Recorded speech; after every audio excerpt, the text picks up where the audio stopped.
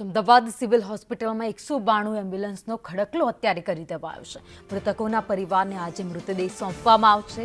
મૃતદેહ van, dead body van, ambulance, ICU on wheel મંગાવી દેવામાં આવી છે। ગાડીના ડ્રાઈવરને એલર્ટ રહેવા સૂચના અપાઈ છે। ગઈકાલે 8 મૃતદેહ પરિવારને સોંપવામાં આવ્યા હતા। એમ્બ્યુલન્સના ડ્રાઈવર સહિત અત્યારે રજીસ્ટ્રેશન પણ કરી રહ્યા છે। તો જે દ્રશ્યો જોઈ રહ્યા છો, સિવિલ હોસ્પિટલથી આ દ્રશ્યો સામે આવી રહ્યા છે।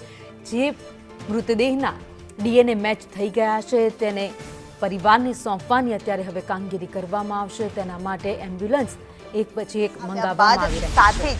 તમામ જે પરિવારજનો છે તેમની મૃતકોની ઓળખ થયા બાદ મૃતદેહ છે તે તેમના પરિવારજનોને સોંપવામાં આવશે। અનેકના સ્વજનો છે તે અહીંયા બહાર વિદેશમાં રહેતા હોય તો તેઓ પણ અહીંયા પહોંચી રહ્યા છે। જ્યારે અમદાવાદમાં પ્લેન ક્રેશ થયું તેના તમામ મૃતકોના શવવાહિનીઓ માટે લાવવામાં આવી છે। 192 જેટલી શવવાહિની, એમ્બ્યુલન્સ અને આઈસીયુ પણ જરૂરિયાત પ્રમાણે મોકલવામાં આવે તે પ્રકારની તમામ તકેદારીના ભાગરૂપે સિવિલ હોસ્પિટલના કમ્પાઉન્ડમાં એક સાથે ખડકી દેવામાં આવી છે।